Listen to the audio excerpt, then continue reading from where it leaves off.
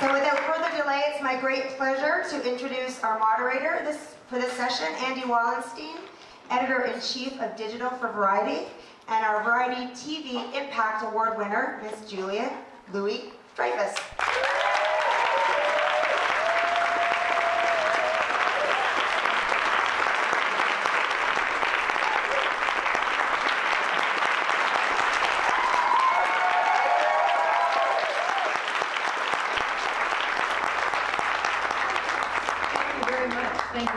Can I just say one thing before we begin? I'd like everyone to know that Craig Ferguson and I have the same stylist, and inexplicably, we had very different looks today. But and we appreciate you taking it up a notch, Thank truly. you. But we're not here to talk fashion. We're here to talk comedy, TV. Listen, fashion can be very funny. Let's not forget. I can talk fashion. I'll talk anything. All right, well, we'll get there. You know, we'll have some room for questions at the end, and hit her with fashion questions, because it's not going to come from me. Look how fascinating this is. Thank you. Swivel, you can rock. I could talk to you. We could do a back-to-back thing. Yeah, no, feel free. Do a little quiz show. I don't know if we're going to go back. I actually like that. It's relaxing. All right, so where are we? Veep now coming to an end on HBO for season 2. Yes, we have. Yes, exactly. A couple more episodes to air, and then season 2 will be complete. And so production-wise, season 3, where is there a schedule or a? We're actually kind of in pre-production right now. We're writing scripts. We begin rehearsal in July, which is next month. Oh my God, in heaven. Keeps moving. Yeah, and we'll begin shooting season 3 at the end of August, beginning of September. So quite soon. Okay. Well, season 2 seemed to be certainly not a departure from 1, but there was something about this season with the character of the vice president getting some actual real responsibility. Yeah. How do you think that kind of changed the vibe or the tone of the show this season? Well, I think it gave it more depth and, shall I say, gravitas. Only if you pronounce it like that. And it opened up a lot of opportunities for us storytelling-wise. And this is what happens when you do a series. Assuming that it's going well, you find new levels as the series does progress. And next season is going to be even more different, believe it or not. A lot happens in the last 2 episodes of this season, which will be indicative of certain things for next season. And that's all I can possibly tell you. Anything you can tease, just short of spoiler alert? I really can't, because except to say there's going to be a big change of sorts. But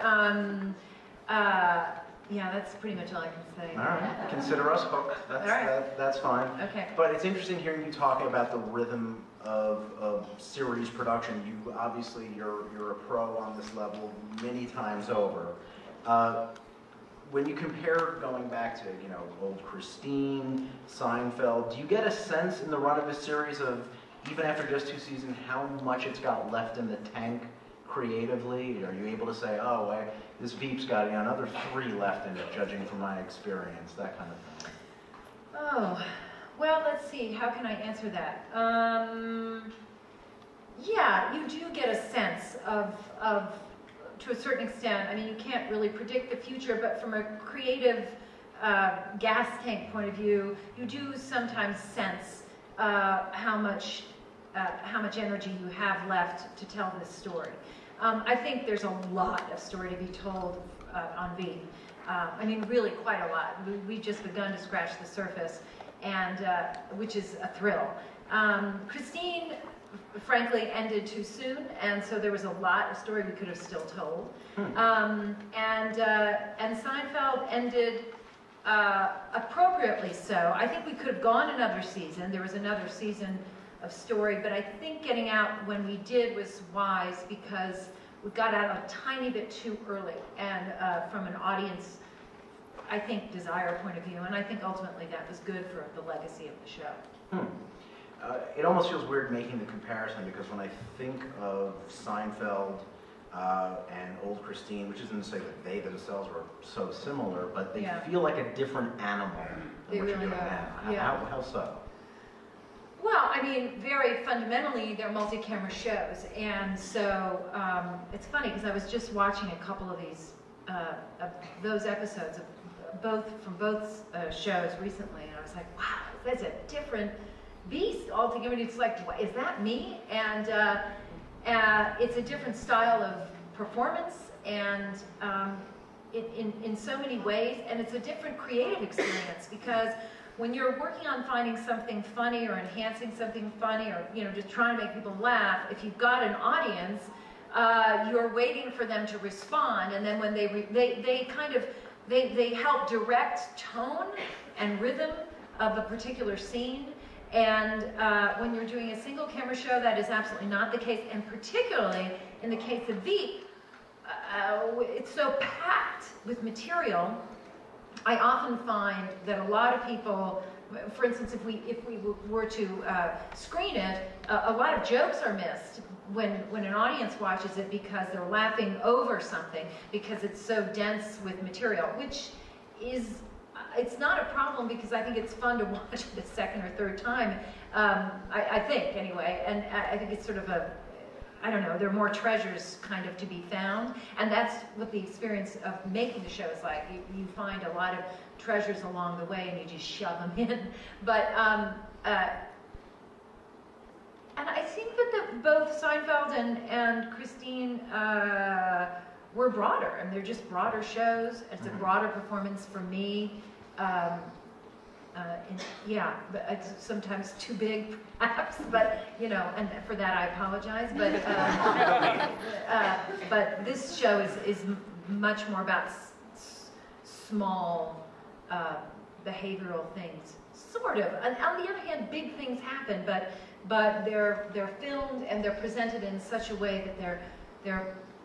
For instance, I would say that very often Armando Iannucci, who's the genius behind this show, of Veep, will often not be on someone for a punchline. He will choose to go elsewhere, or he'll see the head of the punchline and then, I should say the beginning of the punchline, and then the camera will go elsewhere, will go to another cut, and it's something different. It's someone's reaction, it's someone who's not listening, it's someone eating a carrot. It's a different style, a completely different style, and one that I am enjoying immensely. And you're talking about the sort of the shooting process, but I'm curious, in the writing, yeah, is the process there kind of different? Because if you're creating this very different animal, I would assume there's yeah, maybe a little more collaborative, oh my God, improvisational. yes, it's very different. It's very different. I mean, listen, but all of these shows require rehearsal. All of them. We rehearse Seinfeld, and of course Christine. But on Veep, it's different because the rehearsal process is very much an organic process with the writers. Sometimes a part of a show will be written. We will work on what's written. We will then. Armando might say, okay, let's free it up a bit. Let's see what happens if X, Y, and Z. He pulls storylines out, and if that doesn't happen, then what happens in this situation? And sometimes we don't have an end to a show or a middle, and we will rehearse. There are weeks and weeks of rehearsal that go into the production of Veep before we even get on set. And that is very much a part of the process. And so much material is born out of it. It's not to say that the show is not written, it is written, but it's really not completely written until it's edited. Because there's a lot of material that doesn't make it in. And even when cameras are rolling, we'll do one or two passes in which we'll say, let's free it up, just say whatever you want. And a lot of times that stuff stays in, which is what I think gives the show a very conversational tone. He doesn't want it to ever seem as if it's written. The thing that I think that also kind of gives the show some punch, frankly, is all the cursing. I think there's just something about, in this White House context, in this place of surface and polish, your character, your surrounding characters, just letting loose. I mean, that must be fun to play. It is fun to play, and they're very creative in their swearing, and there's some wonderful phrases that have come out of these last 2 seasons. A favorite, perhaps, you'd like to offer? Well, Jolly Green Jizz Face, you can't be. This is a family conference. Oh shit, are we on the air?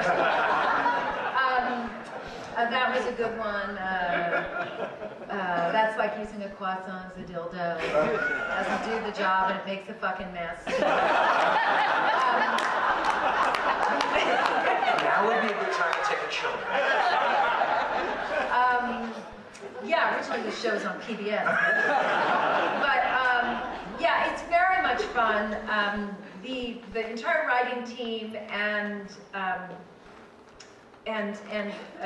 Armando, of course, they're all British, and they all wrote and still do write on this series called The Thick of It, which also is quite popular for its swearing, particularly, in fact, for Peter Capaldi swearing on that show. It's wonderful, Malcolm. But you know, what I think is really lovely about the swearing on our show is that it helps underline and highlight behind the curtain and in front of the curtain for the story, the voice of the show, what we're trying to show, which is behavior behind the scenes, real behavior, these real people behaving in a political landscape. And I think one never thinks of these people that we very often admire behaving in such a way, you know, and so I think it helps highlight the theme of the show. That said, I mean, you probably innately know sort of broadcast standards and practices from all the years that you've done it. Do you think Veep could have existed in any form in broadcast? No, I do not. Because it's just as simple as it's taking liberties with the content is key to the humor. Yes, look, that's right. It's, I mean, in other words, it goes beyond the swearing, because the swearing is part of this.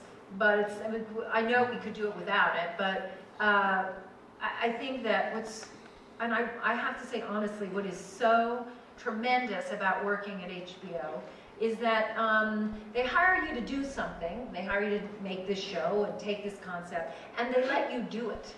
That doesn't, I don't mean to suggest that they don't have opinions, that they will share suggestions, even criticisms, but ultimately there is a very strong foundation of respect for the showrunner, the writers, the performers, and what they do, and to leave them to their own devices. And maybe because the business model is such so that they can get away with that, and because so there's an aspect of fear that doesn't somehow inform the decision making and the getting involved in the creative process. But they let the creative people do what it is they need to do, and sometimes it works and sometimes it doesn't work. But I think that from a business model point of view, it's not a bad idea, because at the end of the day, you are hiring creative people to do something creative, so why not let them do it? And it's worked wonderfully well. It's a really, I keep pinching myself because I'm waiting for something bad to happen. I mean, I just can't. It's just so extraordinary, the atmosphere that's created there. Even, for instance, the rehearsal thing. I mean, the fact that we had 6 weeks of rehearsal for this show before season 1 began to be shot was just unheard of, and they funded the whole thing. I was just like, wow, this is what Armando needed for his process. I didn't even know we needed it. This was all news to me. I mean, this is what he wanted to do. Of course I was on board, and they were too. So there you go. I mean, would you ever, in the future, should you go on to do yet another TV series, are you kind of ruined for broadcast? You can't go to those same limits again? Or because I would imagine that the creative freedom you're dealing with now must be a revelation. Yeah, possibly. To tell you the truth, I don't know. I mean, because everything's changing so much, as we all know, that assuming that Veep has a long life, which I certainly hope it does, you know, 5, 8, 10 years from now, what's going to be happening on broadcast television? I don't know. So I'm not shutting any door. I just want to keep working, doing good material, and I will go where the good material is, you know, because I really do love to perform. What was it particularly about the Veep material that drew you in? Because I'm sure you could have your pick of parts on TV. Well, first of all, good ideas are, you know, they're not easy to pluck from a tree. You know, they're hard to come by. This idea came up rather suddenly after Christine ended. I was surprised it came along when it did. I wasn't necessarily on the lookout as quickly as and then I found it. But I heard unhappy vice president is what my agent said to me. He says they're making a show at HBO, and I did want to work at HBO, truth be told. And he said, and it's about an unhappy vice president. And I thought, uh-oh, that sounds fantastic. Because it was like one of those things like, oh my God, it's been in front of my face all my life, and nobody's gone to this area, you know? And of course it makes sense, because the position of vice president is such a powerful and powerless position, and it's ideal for comedy. And the fact that nobody had thought of it before, I was like, give it to me. You know, it was a sale. It was like, you know, if you're at a sale at a store and you see something good, you gotta get it before somebody else does. That's how I felt about this thing. It was like, oh my God. And then Armando, then I find that he's doing it. And I didn't know the thick of it, but I certainly did know In the Loop, for which he got an Academy Award nomination. It was a fabulous movie. And I understood the style of that movie and how it would apply to this show. The script had not been written yet. And Armando and I met for a 45-minute cup of tea that turned into a 3.5-hour creative meeting that was incredibly exhilarating. And I was, you know, pitching him ideas, and he was pitching me ideas. And I sort of walked away from that thinking, wow, I guess this is happening. And you know, anyway, we made a deal, and then he incorporated all of these things in. He's a very collaborative person for someone who's so talented, and I admire that about him, because there's the ego thing is not an issue, and that's fantastic. In crafting your role, your character, did you draw it all on real life politicians? I mean, we can tell you're not doing a Joe Biden impression. That's right. Not here. But did you actually look at real political figures and say, a little of that, a little of this? Sure. Yeah. I mean, I watched all sorts of people in politics. I watched C-SPAN a lot, and lots of politicians, senators, congressmen, people in the executive branch. It was interesting and there are certain habits that people have, you know, politicians in particular. I'm sure you've noticed before that they don't wag the finger very often, although Clinton did famously in that one press conference. But they don't usually do this, and they don't usually do this, but they do that. And if you do it, if you put and I call it a fist, which is it's a fist with a thumb on top, and if you go like this, it feels incredibly ineffective, rather impotent, a gesture. But it's not, I think it's born out of trying to straddle the middle. You don't want to be too aggressive, but you want to make a point, but you don't want to also seem weak, and so somehow this is an in-between gesture. And I mean, that was one of many things. So you have incorporated the fist. Absolutely. Yeah. So I'm also curious, you know, you've done some things outside of Veep in recent years with HBO as well. You and your husband did an interesting film you should talk about, Picture Paris? Picture Paris, yes. My husband is a writer and a director, and he wrote a short film after our oldest son went to college, which was a devastating moment for us when he left. And so he wrote this short film about a woman whose youngest son goes off to college, and she and her husband are left alone, and they've planned a trip to Paris on the heels of his departure. and then all sorts of shit hits the fan. And this is and it's a half-hour film, and we funded it ourselves, and it was incredibly thrilling. And we went to Paris. We shot some of it there and some of it in Woodland Hills, California, and it was great. Got into a lot of festivals and won some awards, and ultimately got into HBO. So, Yeah. I mean, is it what your appetite to do more of that kind of thing, films, maybe longer form? Yes, it has. I mean, what was really great fun about that, frankly not dissimilar from the HBO situation, is that we were kind of calling the shots ourselves. And that was a dreamy. I mean, listen, we had no budget. It was very much like the old theater days for us in Chicago, because we were calling in favors left and right, and it was very run and gun when we were making a short film. But the idea of doing it yourself, creating your own work, is an exciting one. And I also recently I completed a film with Nicole Holofcener, which will be coming out next year. But that was at Fox Searchlight. But that was it was a wonderful collaboration. But I didn't write it or anything like that. Yeah. But we could see perhaps down the line, a film that, it's yours. You've written it or directed or.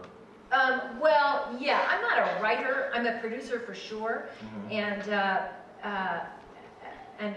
a creator. But no, I think yes, for sure. I'd make another movie, and we have a couple things we're sort of toying with right now. But but I'll let my husband do the writing on those things. Yeah.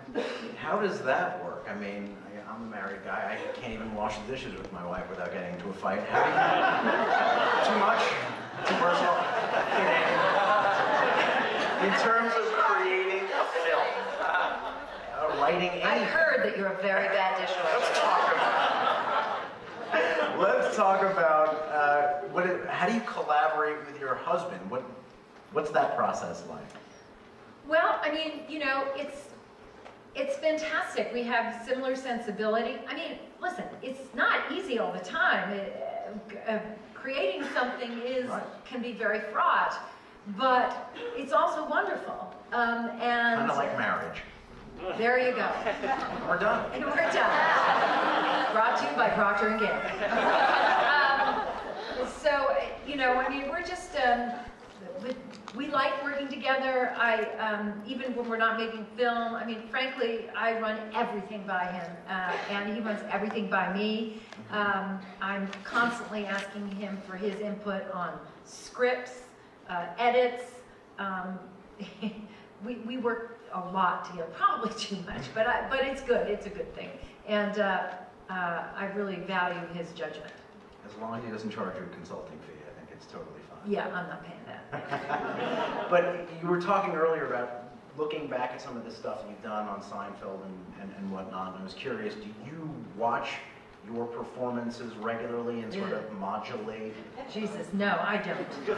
Even mid-shoot, sort of, running over. Oh, yeah. When it's that I do, yeah. Some actors don't.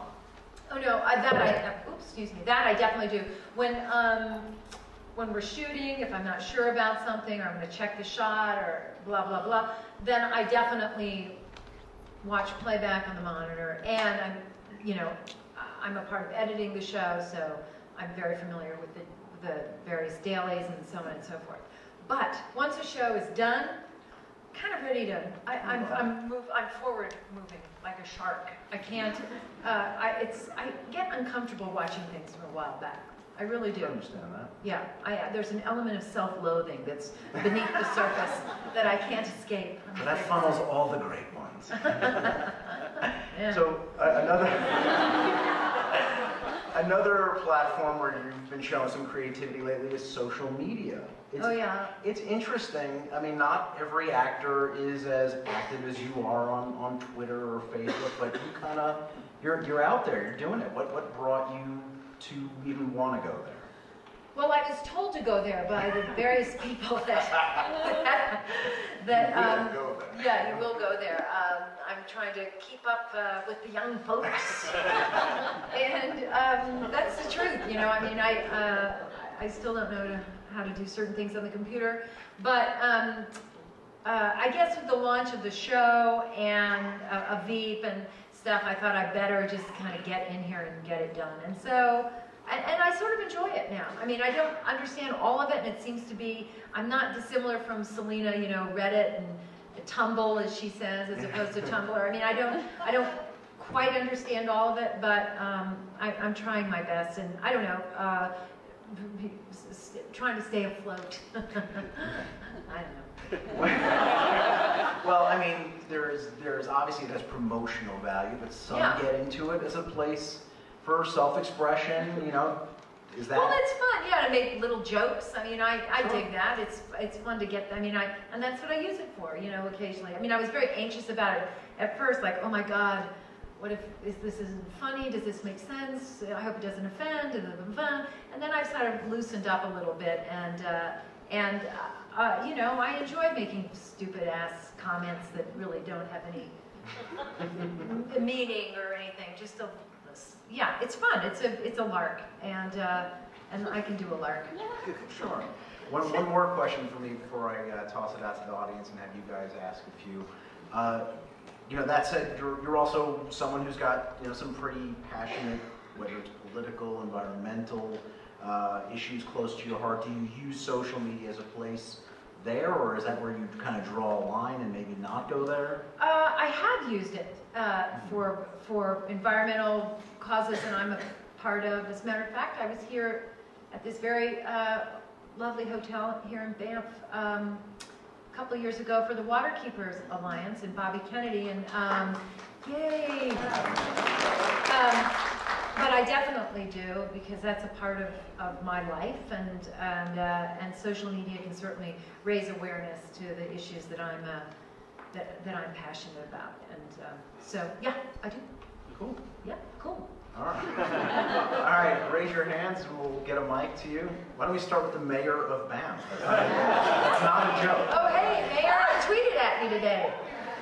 I don't think I ever had a mayor tweet at me before. And thank you for the tweet back. That was very fun. That's my new hobby.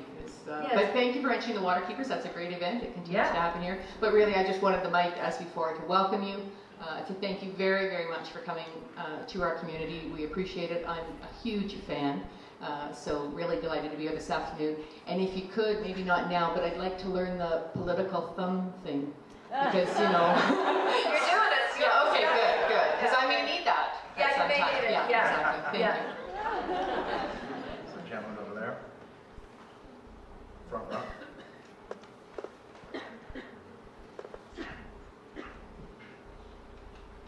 Hi. Hi. So Steve Carell always talked about how he wouldn't watch the Ricky Gervais performances in The Office because he didn't want to mimic that. Yeah. And one of the things I was really excited about when you announced Veep was I'm a huge Armando Iannucci fan. Yeah. Thick of It's unbelievable, In the Loop incredible. But what was surprising to me was how wonderfully unique Veep is in relation to those others. I mean, the cadences are the same. Did you avoid watching The Thick of It or In the Loop to make sure that you weren't sort of mimicking some of the characteristics of those? I mean, Peter Capaldi's character, Malcolm Tucker, one of the best I think ever written. Yeah. But I would imagine that it would get frightening that you might end up in that place, and it's so unique. Did you and Armando talk about how you were going to avoid being like that? Well, let's see. I actually have seen a few episodes of The Thick of It, but I didn't watch them back to back, and I had seen In the Loop prior to meeting Arm. So I was familiar with his voice, his writing style, his directing style. But it was we had a conversation about how to make how this show was different from Thick of It, because The Thick of It is about, you know, these ministers in Parliament. It doesn't have the same, it's not the same, yes, exactly, gravitas. There it goes. And, but it's also not, it's a different context, our show. The West Wing has a loftier thing to it, even though within the West Wing there is no loftiness necessarily. You know, it doesn't, there aren't rooms like this, they're like this, and filing paper, cardboard filing cabinets stuck against the wall, and trash Frito bags over there. I mean, it is really, really tiny. But the notion that, you know, Secret Service and a motorcade, and the pomp of the office had to be in place, which it really isn't on the thick of it. Furthermore, yeah, I mean, I know it is important for me not to, you know, I had to sort of get into my own head about this part. So to watch other people and other women in these various shows and movies, you know, I didn't want to do it too much and think about it too much because I really had to create this lady from scratch, you know, for myself. Yeah. Any other questions? Way in the back over there. Hi. I don't know if this is on. Here we go.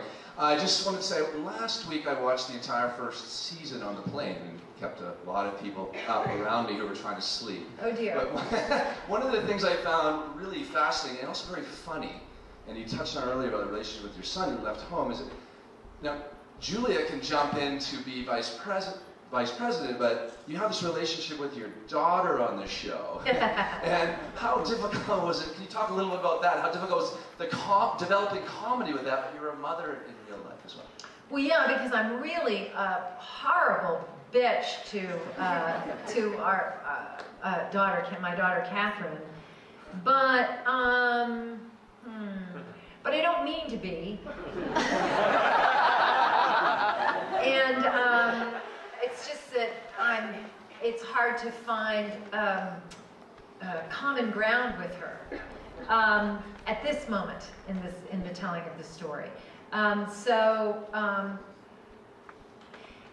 it's interesting because her relationship with her daughter she does love her daughter very much, but she is worried her daughter isn't a certain way.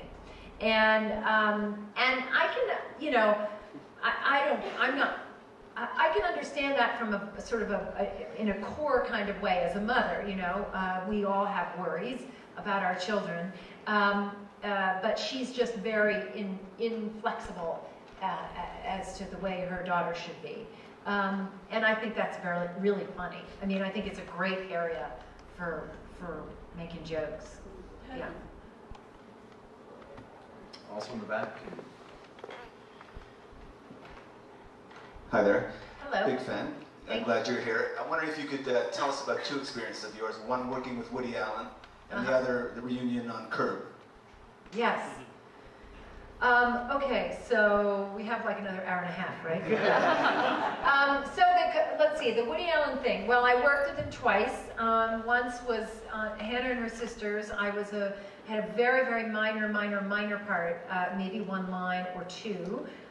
And then later on Deconstructing Harry. And that experience was extraordinary because the Hannah Sisters was in the 80s. I don't remember what year, but anyway. And I got this call that would I be in the, you know, I didn't audition, but Juliet Taylor called, would I do it? Oh my God, of course. I was like, and I was on SNL, and so I thought, yeah, I mean, how can I, of course I'm going to do it, and this is unbelievable, I'm in a Woody Allen movie, and oh my God. So off I go to do this thing, and it was a part of the movie where he's running like a Saturday Night Live kind of improv sketch late night show. And he's an executive producer of it. And the story at this moment of the movie is that he is hearing a ringing and he thinks that maybe he has a brain tumor. And so we're in in his office, and he's playing this part. He's also directing the film. And so the line is he has to say, wait a minute, stop. Does anybody hear that? So, and as he says that, I'm supposed to cross the frame and go to the other side or something. I can't remember. That was the blocking. So, so we begin and roll camera, actions, blah, blah. He goes, wait a minute, stop. And I stop. and I go, yeah. And he goes, no, that's a line. I go, oh my God, Jesus, I'm so sorry. And so, because he's the director, right? And so, by the way, you need to understand that I am, it's not I'm some fancy actress that's been hired for this, okay? I'm like, huh.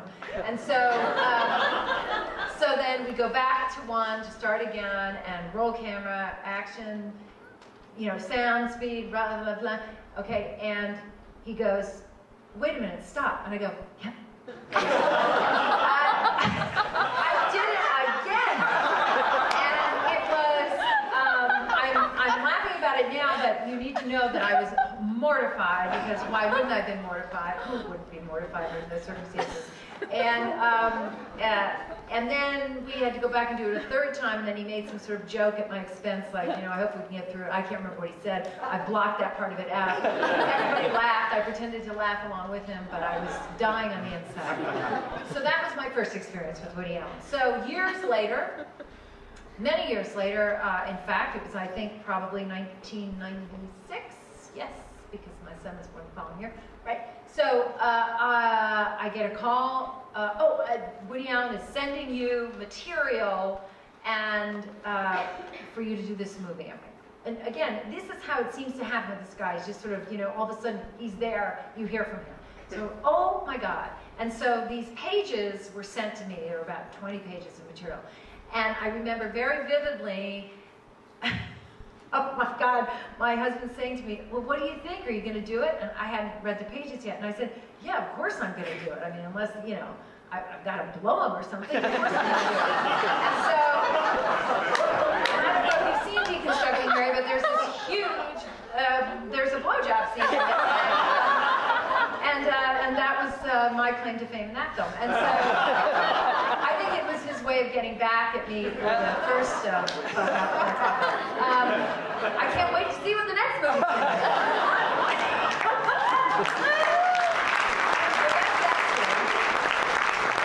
And then what was the other question you asked? Jeez, I forgot. Curb. Oh yeah, Curb.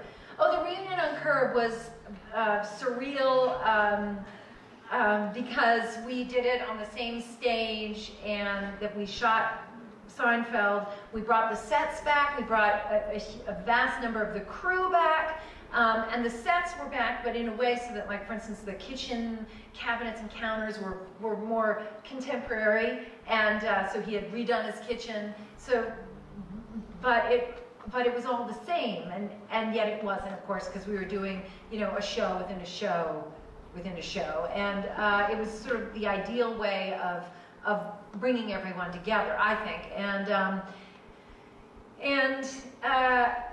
but it was bizarre at the same time, it's like going back. It was like going back in time. Going back, you have all this knowledge, and you're going back in time with knowing what you know and you didn't know then, and all this stuff. It was bizarre. So, but ultimately a very happy experience and very emotional too. Yeah.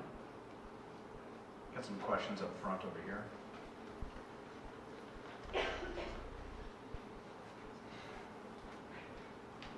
Everybody's so relaxed here. It's just Banff. It's Banff. It's incredible. Even at the airport today, the guy says to me as I'm handing my thing, he goes, "You'll need to be off your cell phone next time we're here." As opposed to telling me to get off my cell phone. That was so incredibly polite. That's true. But because we're very polite. We're polite Canadians. I don't know. Yeah, anyway, that's how to tell a Canadian from an American. We're politer. Yeah, I hear that. Thank you. I hear that. Anyway, Ms. Dreyfus, I'm a huge, huge fan. Thank you. And I understand that you are an environmentalist, and I'm from an environmental publication. And since television is in everybody's living room, Yeah. I don't think that everybody needs to hit environmentalism on the head, because that's not good entertainment. That's what television is about. But have you seen in your career any nod to sustainability, even on Veep, for example, like recycling, or you're using too much water to brush your teeth, like in a dialogue with your daughter or something like that? Is there any of that you're aware of? Well, sure. I mean, in the pilot, the first episode of Veep, there's Selena's on her first sort of agenda is to green up all the federal buildings in D.C. It does not go well, by the way, and she ultimately folds to the oil lobby. But it's brought up. It's a part of the dialogue. Yeah, exactly. I have the mic here. Okay. Hi. Hey. Are audience members allowed to ask you to do the Elaine dance? ask me, yes. That's it. No. Next question.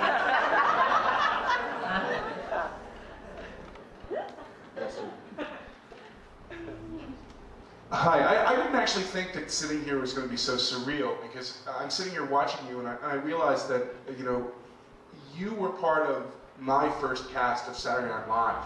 So I'm sitting... Really? Yes. I apologize for that.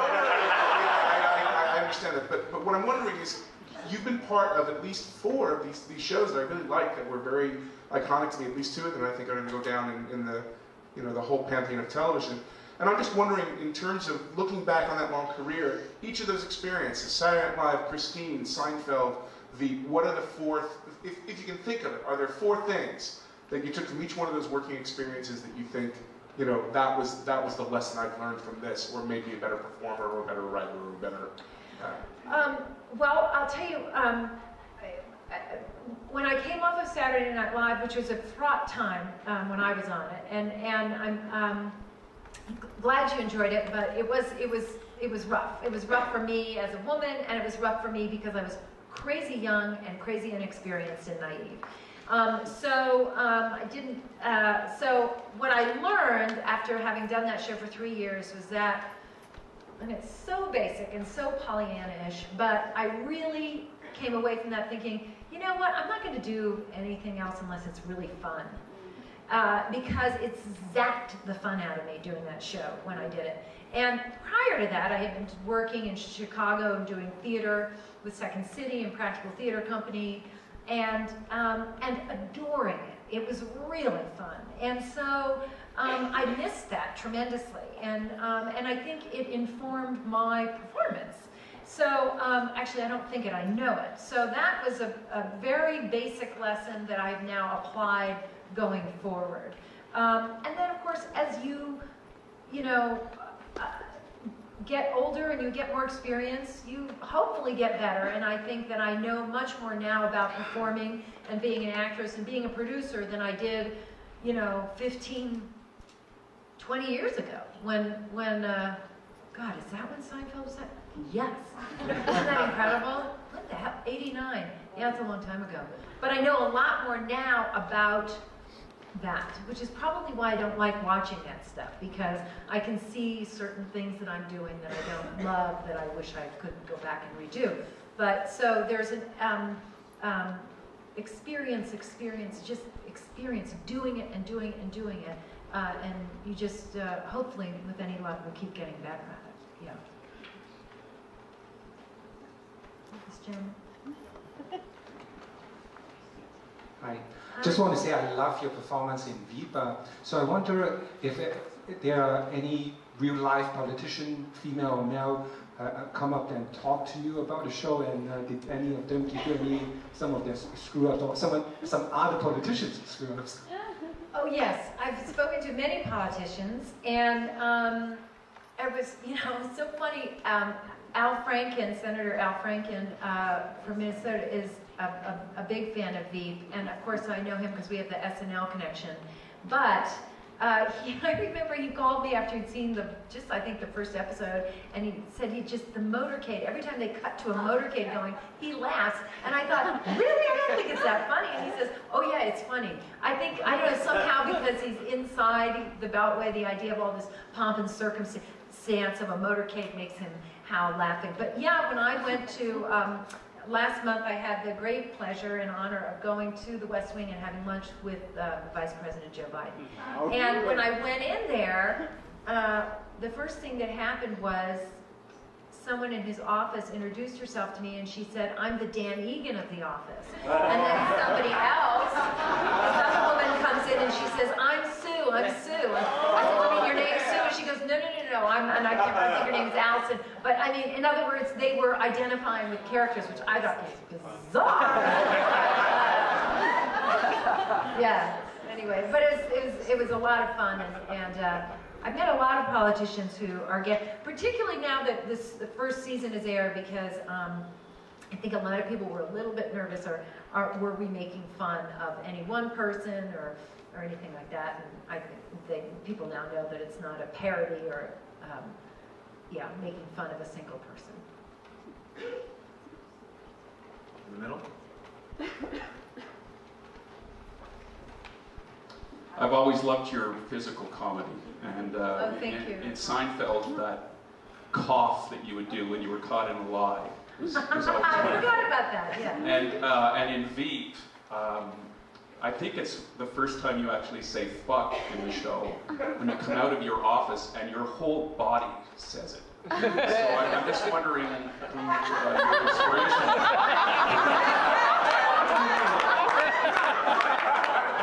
Who is my inspiration for my whole body saying fuck? I don't quite get it. Your inspiration for your physical comedy. Where did you get it? Oh. Put the F part aside. Physical comedy. I just like it. I'm a huge fan of Buster Keaton, and I think any time you can get, I mean, it's one thing you've got a joke on a page, that's fabulous, but if you can get a joke physically, that's even more delicious, to be honest with you. And I love making a fool of myself as long as I'm in control of it. And so I'll try to find it whenever I can, to be honest. Probably I do it too much, I think. But I don't know, it's just so basic, you know? I mean, there's something so funny, even about seeing somebody cross a doorway and then back, you know? You can make so many jokes with those parameters, and I don't know why, but it really strikes a chord and scratches a deep itch for me. And I think it brings to bear a lot more depth of funny to anything that's written. That's all. I have a quick question. Sure. There's a lot of great one-liners and insults in Veep, and do you get to kind of use it as an outlet for things you wish you could say to people? Like, a lot of times I think I'd love to say, go fuck yourself, but you can't say that. But on the show, it seems like such an outlet. Oh yeah, it's fabulous. I mean, it's so fun to be able to, well, particularly for me, to play somebody whose ego is so completely out of control and not at all in check. That is a great fantasy, to just sort of, you know, if something goes wrong, it's not my fault, it's the people around me. And it's a fun place to play because, you know, obviously life doesn't work like that. And the same is true for letting people have it. But there's also a great deal of restraint at the same time, and that's also fun to play against all odds, you know, when she goes on Meet the Press or whatever it has to be. But it's great fun to have an arsenal of language available to you. That's a fantasy, and because speaking for myself, whenever I get angry or upset, I can't even find. I can't string 3 words together. I'm so stymied by my frustration. But that's not the case for Selena, for the most part. We should also note that while in Canada, go fuck yourself is forbidden, in LA, that's like saying hello. Yes. We have time for one more question. Right here or over there? Sure. You mentioned earlier that sometimes comedy can be hard as a woman because it is kind of a lot of men in comedy. Yeah. But obviously you have done an incredible job of holding your own, and you're one of my favorite comedic actors. Thank you. And I was just wondering if you could, looking forward, who are some female comedians and comedic actors that you think are, you know, ones to watch out for and that you're a fan of? Oh, there's so many of them right now. I'm so happy to report. I mean, it seems as if the landscape has changed. You know, Amy Poehler is a good friend of mine, and Kristen Wiig, and the wonderful actress whose name I can't remember from Parks. And I mean, there are a ton of them out there. Melissa McCarthy. I think there are so many very fine female actresses who are very capable of doing comedy. Jane Lynch. I mean, there's just tons of them. They've always been there, but I think there's now more of an outlet for these ladies, and there seems to be a market for it too, which will create more outlets. So I'm thrilled about that. I recently on Veep got to work with this amazing actress named Sally Phillips from the UK, who's a great comedian, and I don't know, it just made me think of her. I love her so much. But anyway, she's hilarious. There are tons of them, tons. That's a great note to end on. How about a hand for Julia?